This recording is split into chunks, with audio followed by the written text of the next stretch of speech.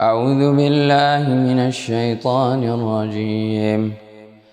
لتجدن أشد الناس عداوة للذين آمنوا اليهود والذين أشركوا، ولتجدن أقربهم مودة للذين آمنوا الذين قالوا إنا نصارى، ذلك بأن منهم قسيسين ورهبانا وأنهم لا يستكبرون. وإذا سمعوا ما أنزل إلى الرسول ترى أعينهم تفيض من الدمع مما عرفوا من الحق، يقولون ربنا آمنا فاكتبنا مع الشاهدين. وما لنا لا نؤمن بالله وما جاءنا من الحق ونطمع أن يدخلنا ربنا مع القوم الصالحين، فأثابهم الله بما قالوا جنات تجري من تحتها الأنهار خالدين فيها، وذلك جزاء المحسنين. والذين كفروا وكذبوا بآياتنا أولئك أصحاب الجحيم. يا أيها الذين آمنوا لا تحرموا طيبات ما أحل الله لكم ولا تعتدوا، إن الله لا يحب المعتدين. وكلوا مما رزقكم الله حلالا طيبا، واتقوا الله الذي أنتم به مؤمنون. لا يؤاخذكم الله باللغو في أيمانكم ولكن يؤاخذكم بما عقدتم الأيمان، فكفارته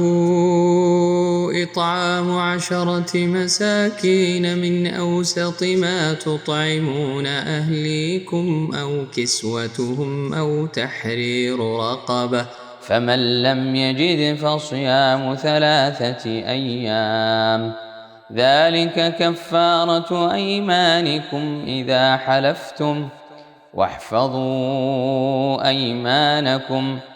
كذلك يبين الله لكم آياته لعلكم تشكرون. يا أيها الذين آمنوا إنما الخمر والميسر والأنصاب والأزلام رجس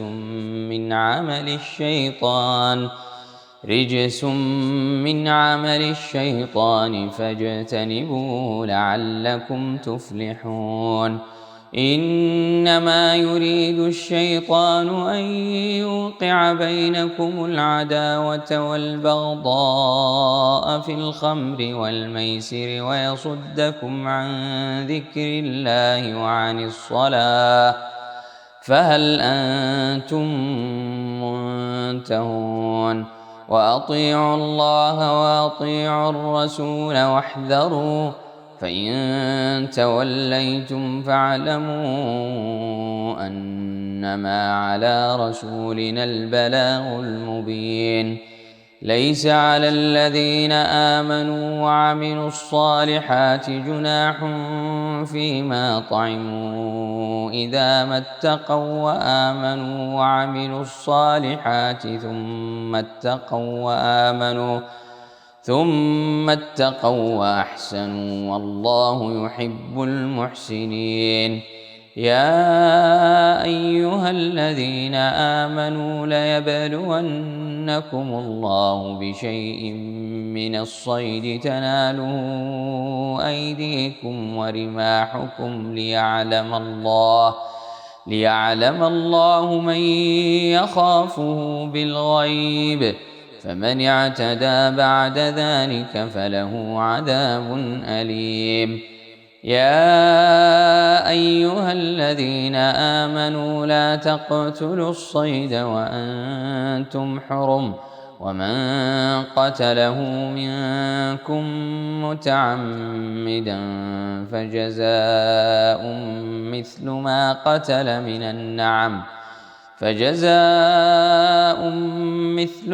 قتل من النعم يحكم به ذوى عدل منكم هديا بالغ الكعبة أو كفارة طعام مساكين أو عدل ذلك صياما ليذوق وبال أمره عفى الله عما سلف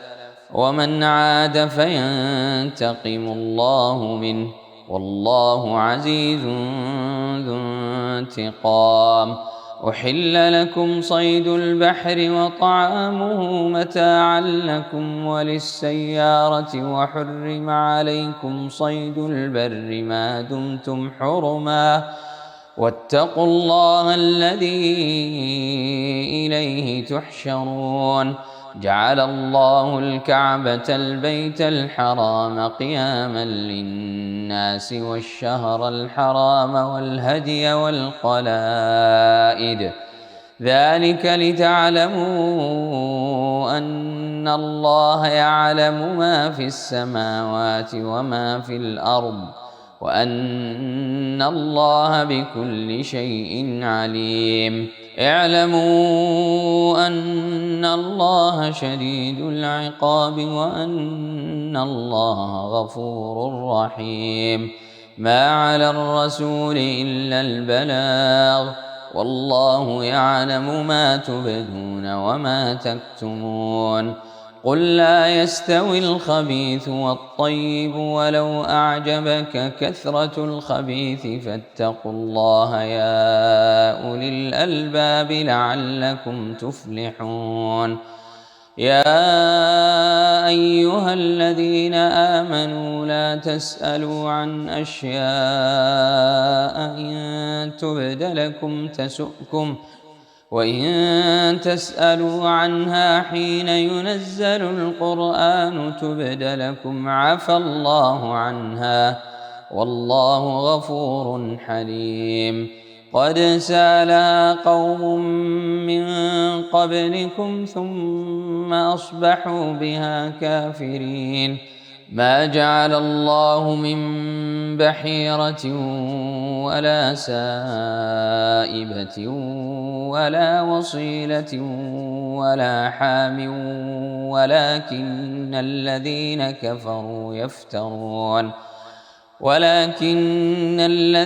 كفروا يفترون على الله الكذب وأكثرهم لا يعقلون. وإذا قيل لهم تعالوا إلى ما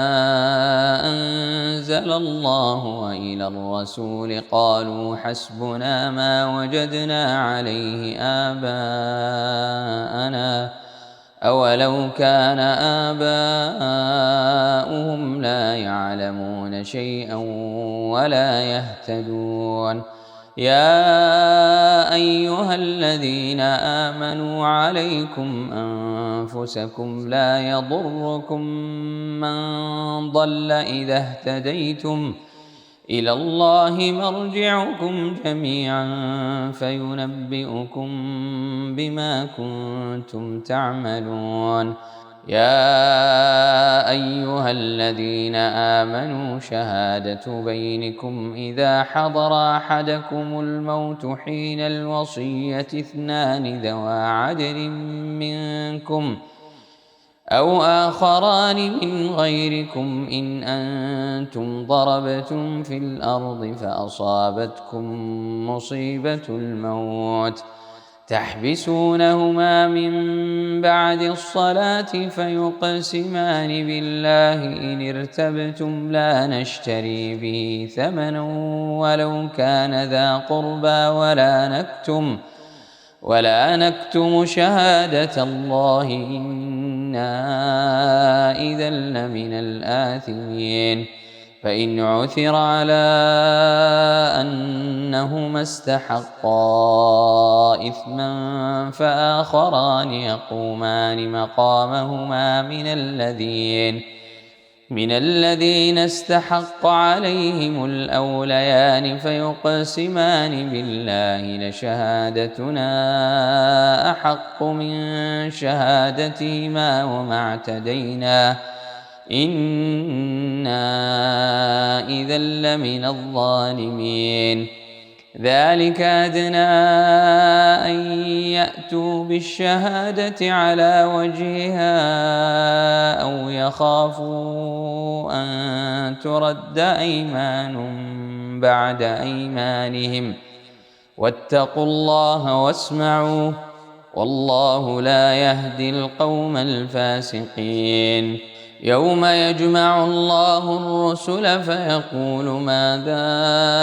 أجبتم قالوا لا علم لنا إنك أنت علام الغيوب. إذ قال الله يا عيسى ابن مريم اذكر نعمتي عليك وعلى والدتك إذ أيدتك بروح القدس تكلم الناس في المهد وكهلا وإذ علمتك الكتاب والحكمة والتوراة والإنجيل وإذ تخلق من الطين كهيئة الطير بإذني فتنفخ فيها فتكون طيرا بإذني وتبرئ الأكمه والأبرص بإذني وإذ تخرج الموتى بإذني وإذ كففت بني إسرائيل عنك إذ جئتهم بالبينات فقال الذين كفروا منهم إن هذا إلا سحر مبين.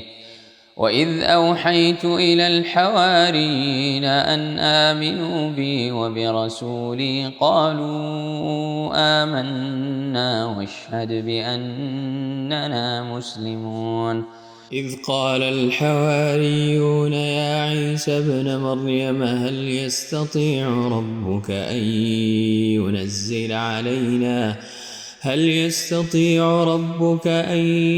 ينزل علينا مائدة من السماء قال اتقوا الله إن كنتم مؤمنين. قالوا نريد أن نأكل منها وتطمئن قلوبنا ونعلم أن قد صدقتنا ونكون عليها من الشاهدين. قال عيسى ابن مريم اللهم ربنا أنزل علينا مائدة من السماء تكون لنا عيدا لأولنا وآخرنا وآية منك وارزقنا وأنت خير الرازقين. قال الله إني منزلها عليكم فمن يكفر بعد منكم فإني أعذبه عذابا لا أعذبه أحدا من العالمين. وإذ قال الله يا عيسى ابن مريم أنت قلت للناس اتخذوني وأمي إلهين من دون الله قال سبحانك ما يكون لي أن أقول ما ليس لي بحق إن كنت قلته فقد علمته تعلم ما في نفسي ولا أعلم ما في نفسك إنك أنت علام الغيوب. ما قلت لهم إلا ما أمرتني به أن اعبدوا الله ربي وربكم وكنت عليهم شهيدا ما دمت فيهم فلما توفيتني كنت أنت الرقيب عليهم وأنت على كل شيء شهيد إن تعذبهم فإنهم عبادك وإن تغفر لهم فإنك أنت العزيز الحكيم. قال الله هذا يوم ينفع الصادقين صدقهم لهم جنات تجري من تحتها الأنهار خالدين فيها أبدا رضي الله عنهم ورضوا عنه ذلك الفوز العظيم. لله ملك السماوات والأرض وما فيهن وهو على كل شيء قدير. بسم الله الرحمن الرحيم. الحمد لله الذي خلق السماوات والأرض وجعل الظلمات والنور ثم الذين كفروا بربهم يعدلون. هو الذي خلقكم من طين ثم قضى أجلا وأجل مسمى عنده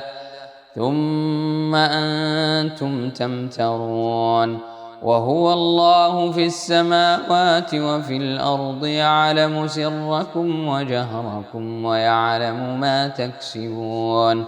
وما تأتيهم من آية من آيات ربهم إلا كانوا عنها معرضين. فقد كذبوا بالحق لما جاءهم فسوف يأتيهم أنباء ما كانوا به يستهزئون. ألم يروا كم أهلكنا من قبلهم من قرن مكناهم في الأرض ما لم نمكن لكم وأرسلنا السماء عليهم مدرارا وجعلنا الأنهار تجري من تحتهم فأهلكناهم بذنوبهم وأنشأنا من بعدهم قرنا آخرين. ولو نزلنا عليك كتابا في قرطاس فلمسوه بأيديهم لقال الذين كفروا إن هذا إلا سحر مبين. وقالوا لولا أنزل عليه ملك ولو أنزلنا ملكا لقضي الأمر ثم لا ينظرون. ولو جعلناه ملكا لجعلناه رجلا وللبسنا عليهم ما يلبسون. ولقد استهزئ برسل من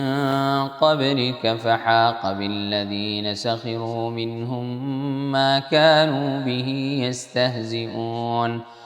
قل سيروا في الأرض ثم انظروا كيف كان عاقبة المكذبين. قل لمن ما في السماوات والأرض قل لله كتب على نفسه الرحمة ليجمعنكم إلى يوم القيامة لا ريب فيه الذين خسروا أنفسهم فهم لا يؤمنون. وله ما سكن في الليل والنهار وهو السميع العليم. قل أغير الله أتخذ وليا فاطر السماوات والأرض وهو يطعم ولا يطعم. قل إني أمرت أن أكون أول من أسلم ولا تكونن من المشركين. قل إني أخاف إن عصيت ربي عذاب يوم عظيم. من يصرف عنه يومئذ فقد رحمه وذلك الفوز المبين. وإن يمسسك الله بضر فلا كاشف له إلا هو، وإن يمسسك بخير فهو على كل شيء قدير، وهو القاهر فوق عباده، وهو الحكيم الخبير. قل أي شيء أكبر شهادة؟ قل الله شهيد بيني وبينكم، وأوحي إلي هذا القرآن لأنذركم به ومن بلغ.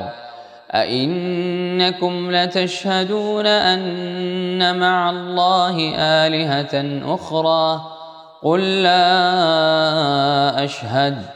قل إنما هو إله واحد وإنني بريء مما تشركون.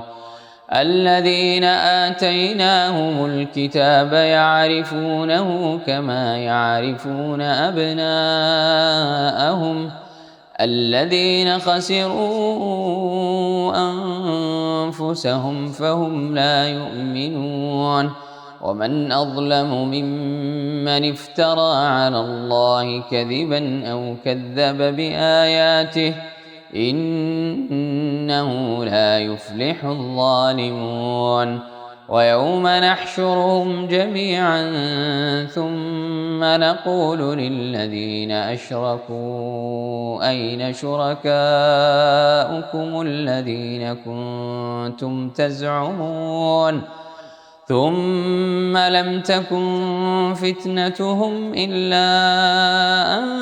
قالوا والله ربنا ما كنا مشركين. انظر كيف كذبوا على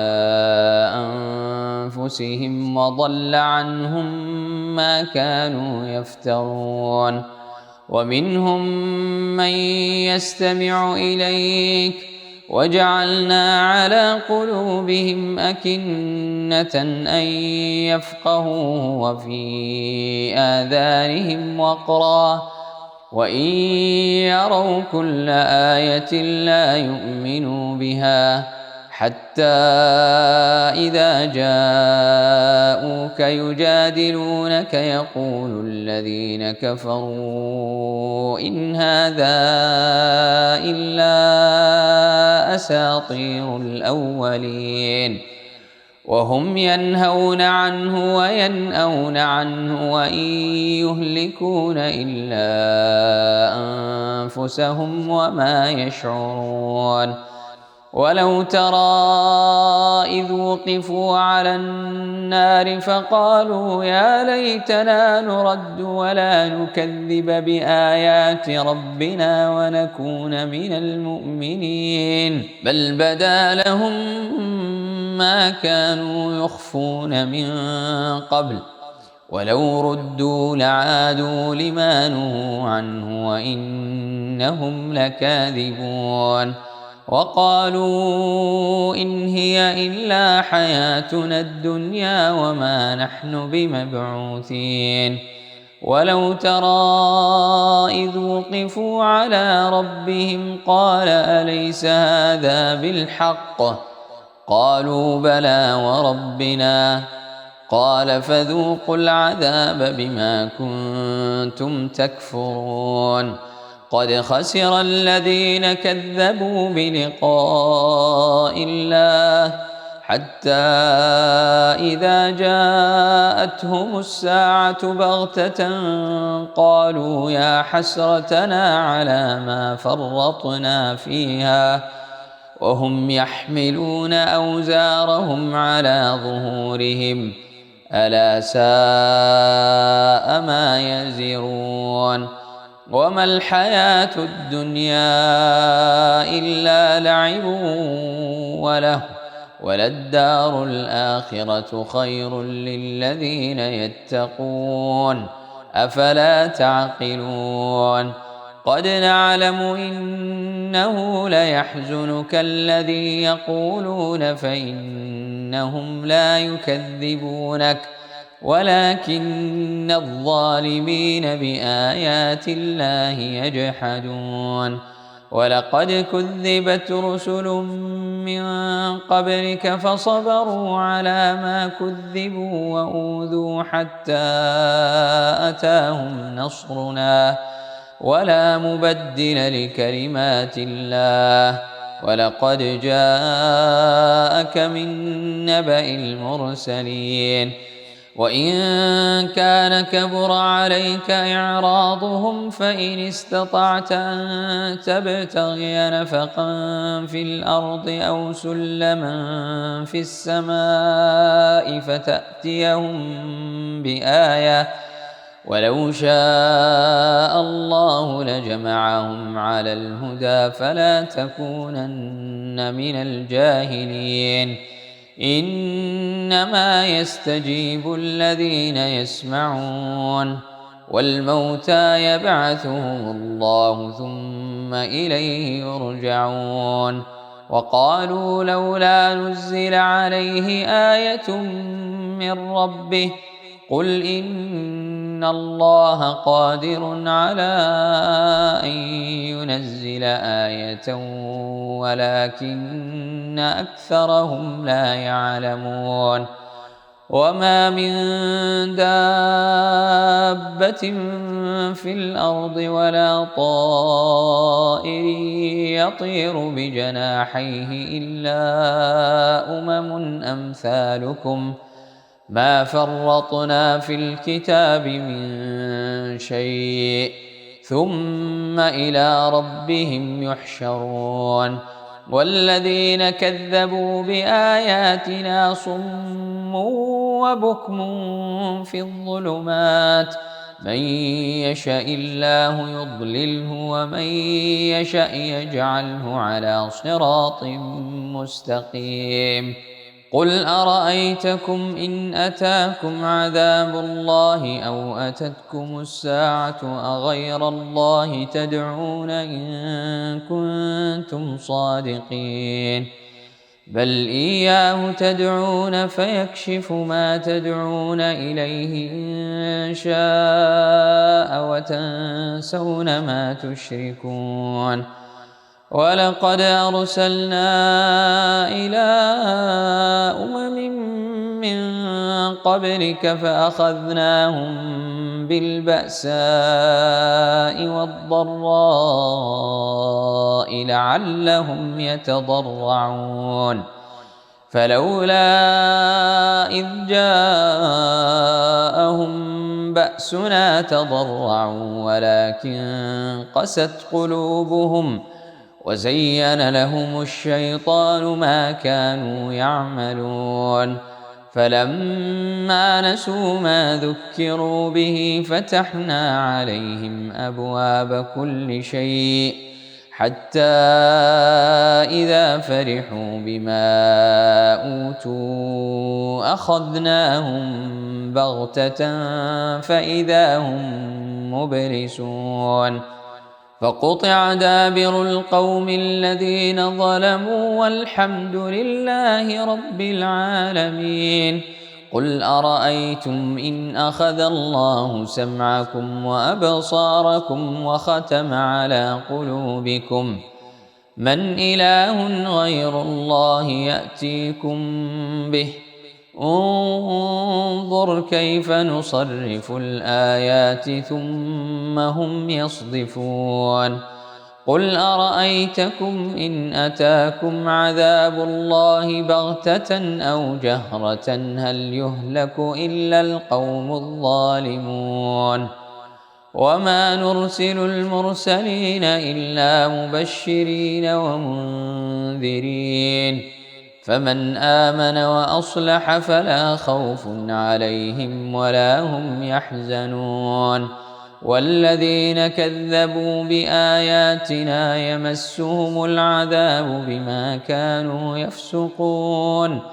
قل لا أقول لكم عندي خزائن الله ولا أعلم الغيب ولا أقول لكم إني ملك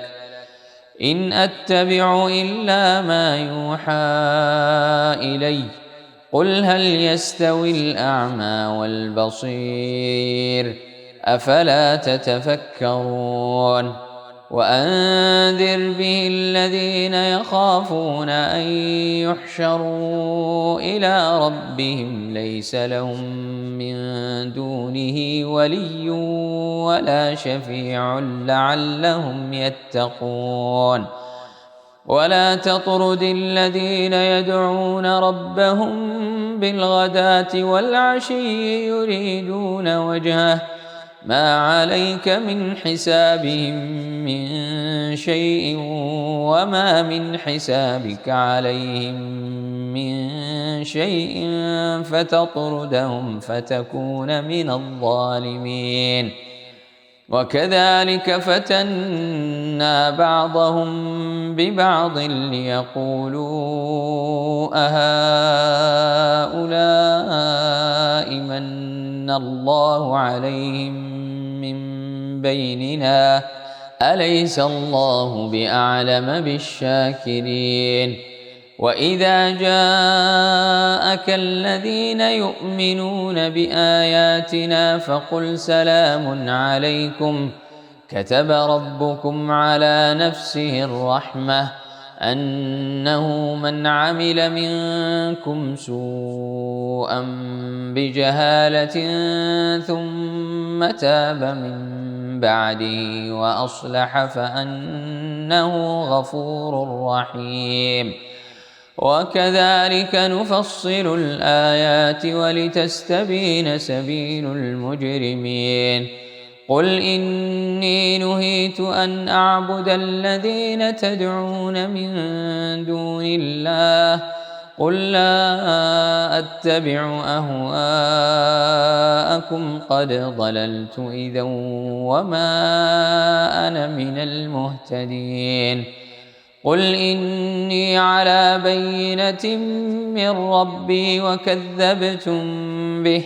ما عندي ما تستعجلون به إن الحكم إلا لله يقص الحق وهو خير الفاصلين قل لو أن عندي ما تستعجلون به لقضي الأمر بيني وبينكم والله أعلم بالظالمين وعنده مفاتح الغيب لا يعلمها إلا هو ويعلم ما في البر والبحر وما تسقط من ورقة إلا يعلمها ولا حبة في ظلمات الأرض ولا رطب ولا يابس إلا في كتاب مبين وهو الذي يتوفاكم بالليل ويعلم ما جرحتم بالنهار ثم يبعثكم فيه ليقضى أجل مسمى ثم إليه مرجعكم ثم ينبئكم بما كنتم تعملون وهو القاهر فوق عباده ويرسل عليكم حفظة حتى إذا جاء أحدكم الموت توفته رسلنا وهم لا يفرطون ثم ردوا إلى الله مولاهم الحق ألا له الحكم وهو أسرع الحاسبين قل من ينجيكم من ظلمات البر والبحر تدعونه تضرعا وخفية لئن أنجانا من هذه لنكونن من الشاكرين قل الله ينجيكم منها ومن كل كرب ثم أنتم تشركون قل هو القادر على أن يبعث عليكم عذابا من فوقكم أو من تحت أرجلكم أو يلبسكم شيعا ويذيق بعضكم بأس بعض انظر كيف نصرف الآيات لعلهم يفقهون وكذب به قومك وهو الحق قل لست عليكم بوكيل لكل نبأ مستقر وسوف تعلمون وإذا رأيت الذين يخوضون في آياتنا فأعرض عنهم حتى يخوضوا في حديث غيره وإما ينسينك الشيطان فلا تقعد بعد الذكرى مع القوم الظالمين وما على الذين يتقون من حسابهم من شيء ولكن ذكرى لعلهم يتقون وذر الذين اتخذوا دينهم لعبا ولهوا وغرتهم الحياة الدنيا وذكر به أن تبسل نفس بما كسبت ليس لها من دون الله ولي ولا شفيع وإن تعدل كل عدل لا يؤخذ منها أولئك الذين أبسلوا بما كسبوا لهم شراب من حميم وعذاب أليم بما كانوا يكفرون قل أندعو من دون الله ما لا ينفعنا ولا يضرنا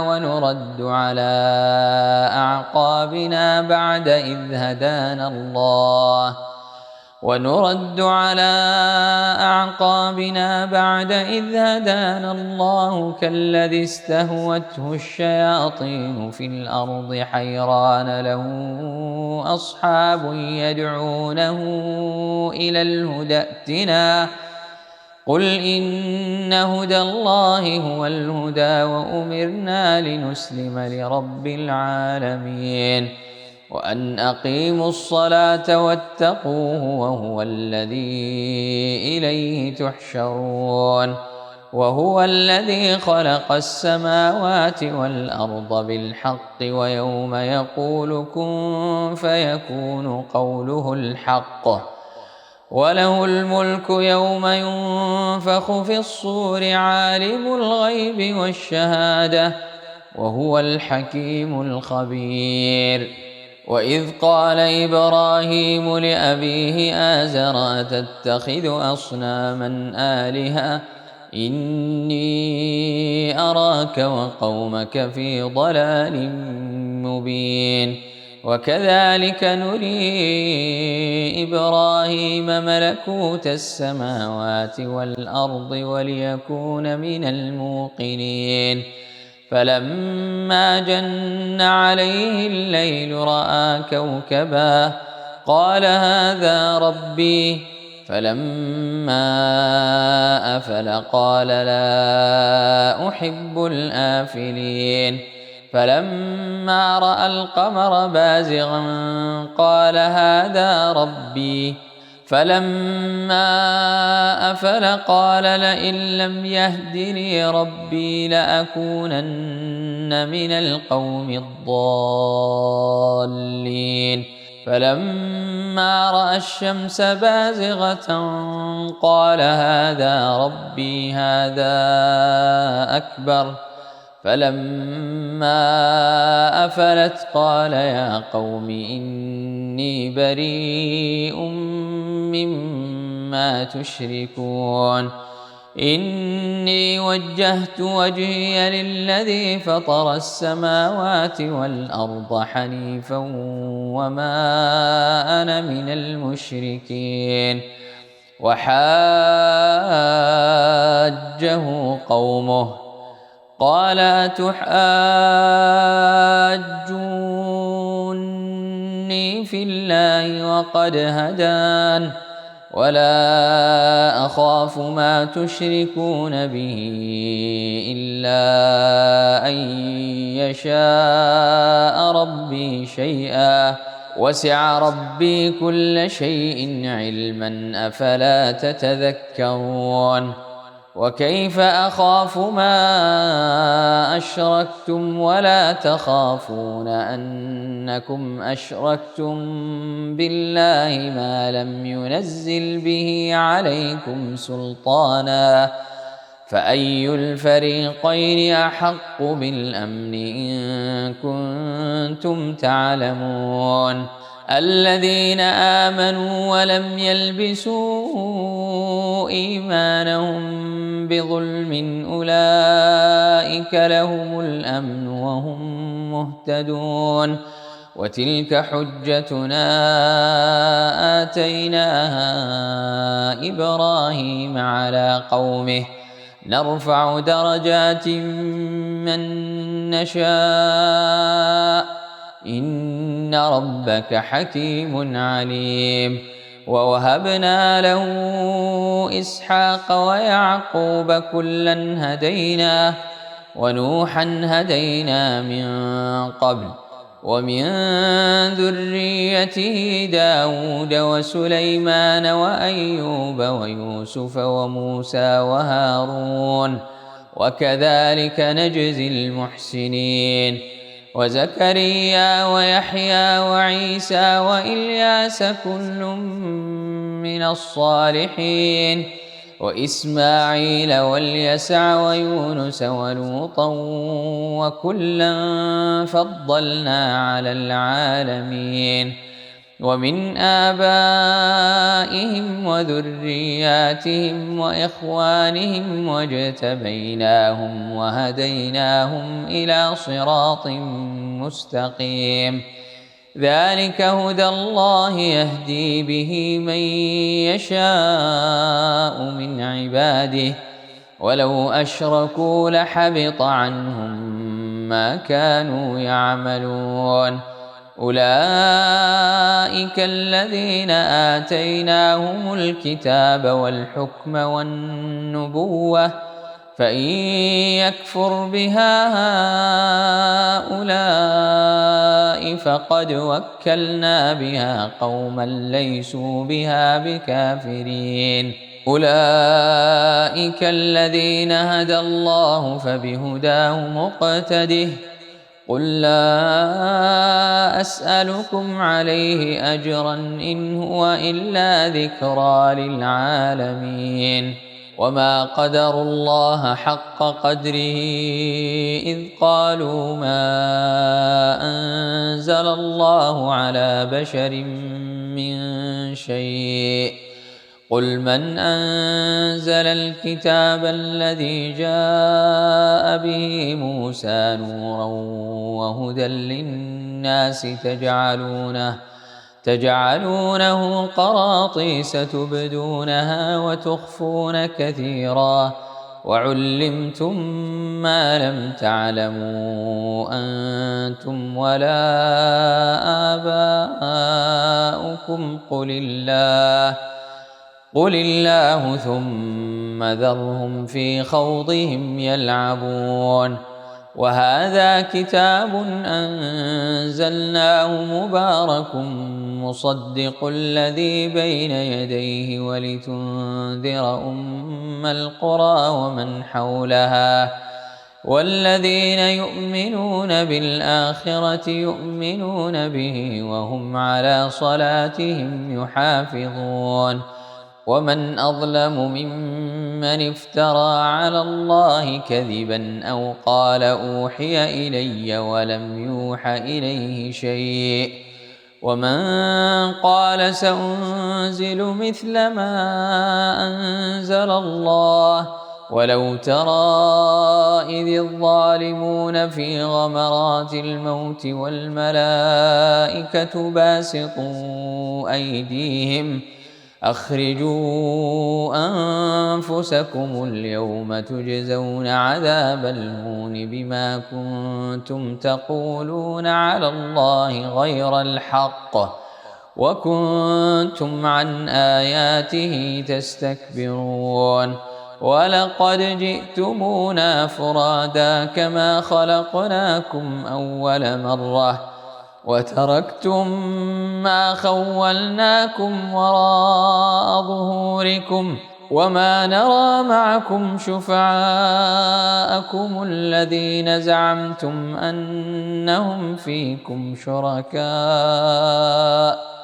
لقد تقطع بينكم وضل عنكم ما كنتم تزعمون إن الله فالق الحب والنوى يخرج الحي من الميت ومخرج الميت من الحي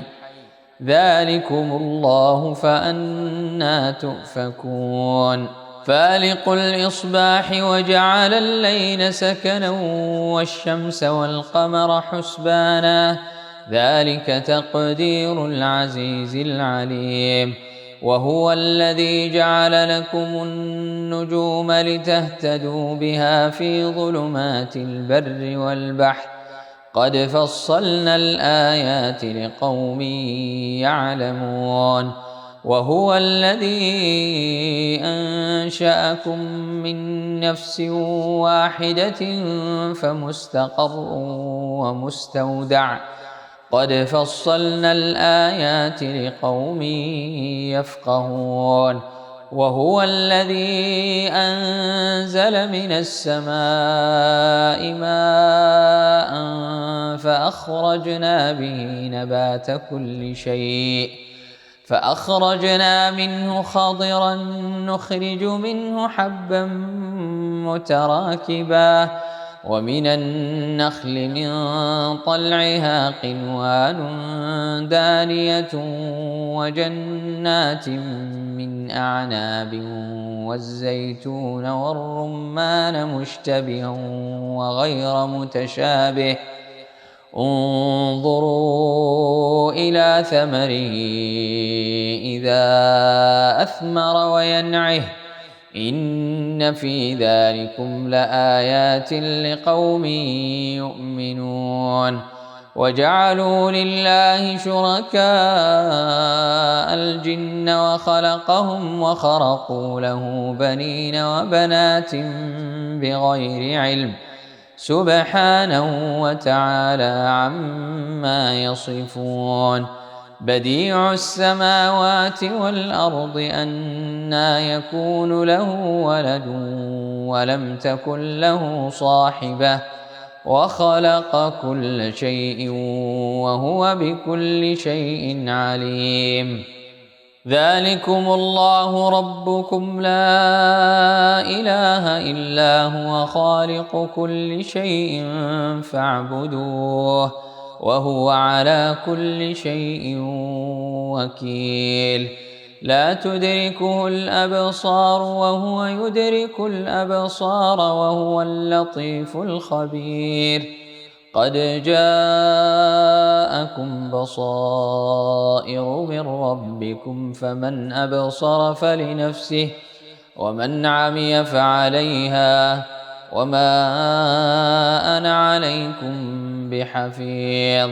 وكذلك نصرف الآيات وليقولوا درست ولنبينه لقوم يعلمون اتبع ما أوحي إليك من ربك لا إله إلا هو وأعرض عن المشركين ولو شاء الله ما أشركوا وما جعلناك عليهم حفيظا وما أنت عليهم بوكيل ولا تسبوا الذين يدعون من دون الله فيسبوا الله عدوا بغير علم كذلك زينا لكل أمة عملهم ثم إلى ربهم مرجعهم فينبئهم بما كانوا يعملون وأقسموا بالله جهد أيمانهم لئن جاءتهم آية ليؤمنن بها قل إنما الآيات عند الله وما يشعركم أنها إذا جاءت لا يؤمنون ونقلب أفئدتهم وأبصارهم كما لم يؤمنوا به أول مرة ونذرهم في طغيانهم يعمهون